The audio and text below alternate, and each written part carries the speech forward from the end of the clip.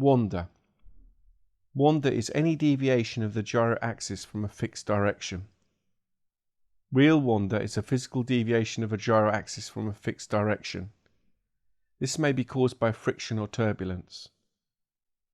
Apparent wander is apparent deviation due to Earth rotation. Drift and topple.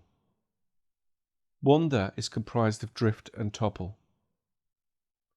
Drift is deviation of a gyro axis from its set direction in the horizontal plane, whereas topple, or tilt, is any deviation of the gyro axis from the vertical plane. Apparent drift equals 15 sine lat per hour, and apparent topple equals 15 cos lat per hour.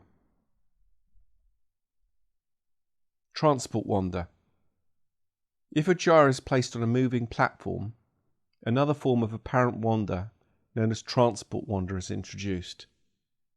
Transport wander equals drift due to convergency and may be expressed with the formula d long for longitude multiplied by the sine of the latitude. If there's a known ground speed, transport wander may be calculated using the formula ground speed over 60 multiplied by cos theta multiplied by tan of the latitude. Cos theta relates to east-west angle. If an aircraft is tracking, for example, 300 degrees, the east-west angle is 300 minus 270, i.e. 30 degrees. It's the difference from east or west. Transport topple. This has the formula d longitude multiplied by cos mean latitude. So total drift has a formula of the real drift plus the apparent drift. And the apparent drift is comprised of earth rate plus transport wander.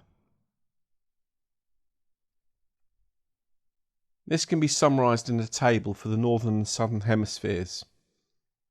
With a mnemonic, Ernie loves the terrible twins, standing for earth rate, latitude nut, transport wander east or transport wander west, and then the signs minus plus minus plus, plus minus plus minus.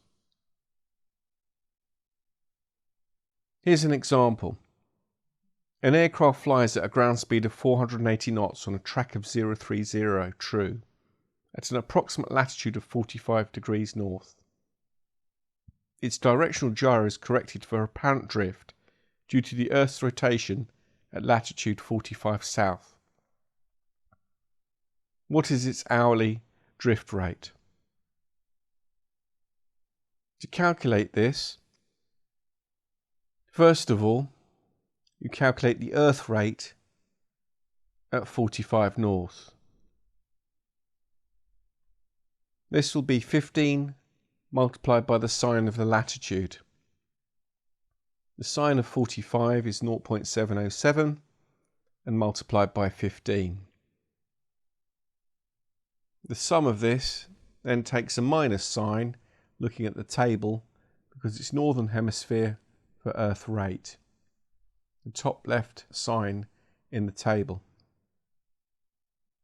Latitude nut is calculated at 45 degrees south and the formula is just the same. 15 multiplied by the sine of the latitude. Sine of 45 is 0.707 multiplied by 15. This time look for southern hemisphere latitude nut and you also see a minus sign. Apply that to the answer. Now the aircraft is flying on a track of 030. This is closer to east than west and it's 60 degrees away from east, so the east-west angle is 60 degrees. Take the cosine of 60, which is 0.5, and multiply it by the tan that the latitude, multiply it by the tan of the latitude that the aircraft is flying at, which is 45 degrees. Tan of 45 is 1. Multiply this by the ground speed divided by 60. And then add up the transport wander, which is east in the northern hemisphere, which also takes a minus sign. Add the earth rate to this, which was negative, and add the latitude nut, which was also negative, resulting in the final answer of minus 25.2 degrees per hour.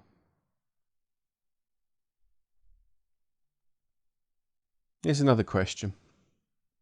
A directional gyro is corrected for an apparent drift rate due to the Earth's rotation at latitude 30 degrees south. During a flight at latitude 60 degrees north, a drift rate of 15.5 degrees per hour to the right is observed. The apparent wander due to the change of the aircraft position is: if the true meridians fall back, which is negative, the gyro reference as seen by an earthbound observer will appear to move to the right, positive. We'll calculate the earth rate at 60 degrees north, and this is approximately minus 13. The latitude calculation is done for 30 degrees south, and this comes to minus 7.5. The total drift is minus 15.5, which was to the right, and minus 13 minus 7.5 plus the transport wander have to equal minus 15.5. Rearranging the equation, transport wander equals positive 5, which is 5 degrees per hour to the left.